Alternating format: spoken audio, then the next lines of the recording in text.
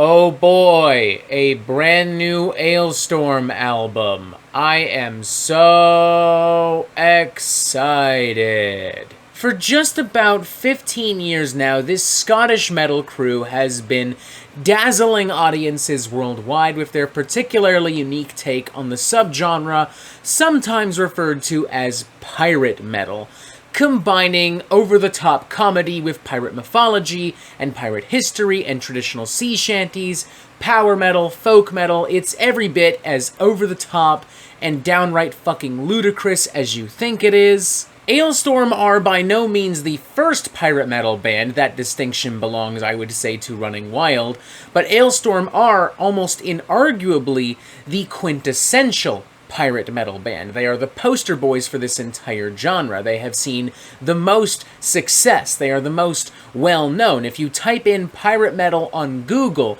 I am willing to bet my next paycheck the first result you will find features Alestorm in some fucking capacity and not Running Wild. And they're not just popular by the standards of pirate metal. They are a genuinely really popular, really successful modern metal band. So much so that even some pretty damning allegations of sexism and racism did nothing to damage or hurt their reputation last year. With all of this in mind, it should not at all be shocking for you to hear that Alestorm have an incredibly loyal and defensive fan base, something I learned firsthand even before these controversies when I reviewed their previous studio album Curse of the Crystal Coconut, which I criticized for being incredibly predictable, one-dimensional, and ultimately a very bombastic and annoying record. Criticisms I 110% stand behind today, and that's not because I'm a stuck-up metal elitist who doesn't know how to have fun, contrary to what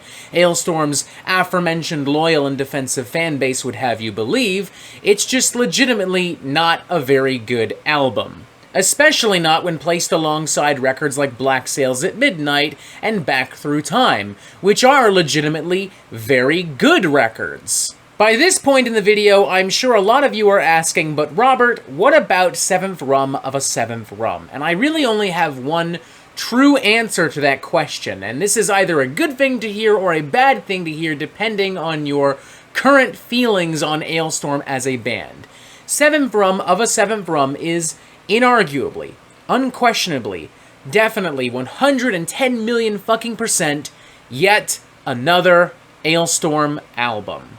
Just like every Alestorm album before it, it's very silly, very corny, very over the top. There's lots of pirate gags and puns and one-liners and melodies eerily reminiscent of classic sea shanties and nautical tunes. There are some chunky riffs, lots of hurdy-gurdy, lots of synthesizers, lots of keyboards, lots of people pretending to be pirates. There are some thrashier kind of riffs and rhythms to be found that give this a bit of extra spice and edge and muscle from time to time, but aside from that, yeah, this is your pretty standard Alestorm fare. You've got Party, for instance, which is an intentionally somewhat obnoxious, bouncy party anthem. It sounds like I'm a Barbie girl from Aqua, but if it were hijacked by a Scottish folk band fronted by Jack Sparrow. Tracks like Seventh Rum of a Seventh Rum and Cape Fear River are both very upbeat kind of folk metal ragers with accordion and hurdy-gurdy and synthesizers and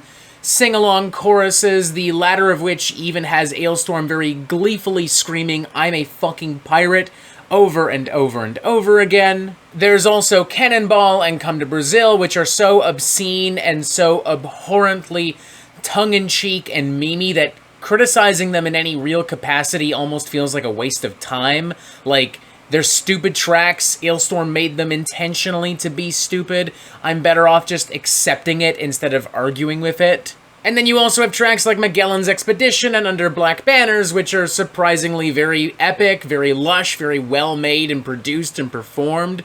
There's a level of cinematic melodrama to this that feels appropriate, like almost in the vein of Pirates of the Caribbean. It's, Alestorm being, Alestorm.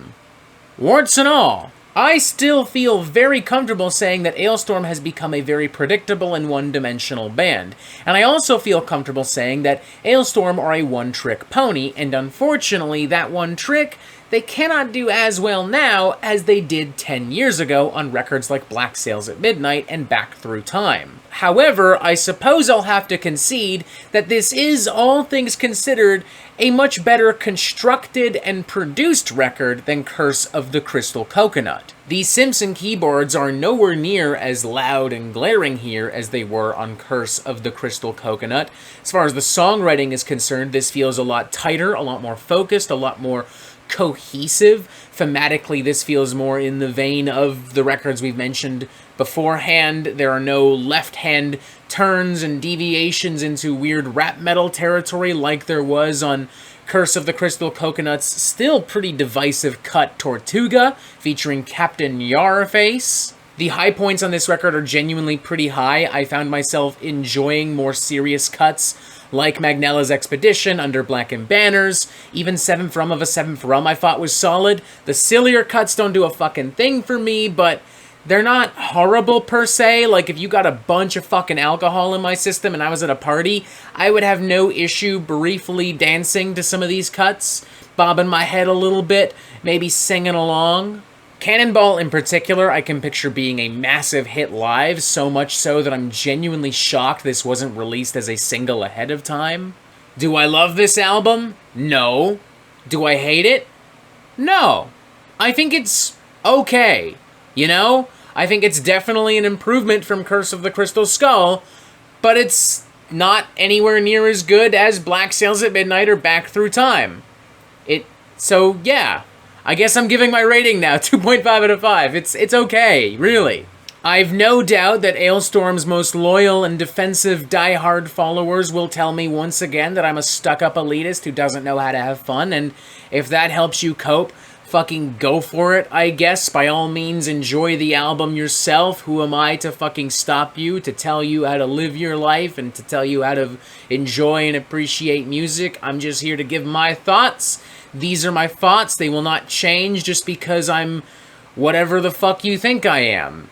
So yeah, there you go. If you love Alestorm, you'll love this album and you'll defend it to your dying breath. Good for you. If you hate this album, honestly, I don't even know why you would tune into this. You're not gonna like this album. Do not fucking bother. I feel like I'm running out of things to say at this point, so we're officially going to wrap this up. Alestorm made an Alestorm album, for better or for worse. It's got all the dumb gags that you want or don't want. So, yeah. Listen to it, decide for yourself, or don't. 2.5 out of 5. It's okay. I'm not going to lose any sleep tonight either fucking way. And that is it for the Metal Meltdown. I'm not an expert, nor do I claim to be, so what do you think? Do you like this record? Do you not like this record? And what do you want to hear from me next? And thank you for watching. Make sure you press subscribe right here so you get updates on the Metal Meltdown fucking immediately. And as always, you have yourself a fantastic fucking day.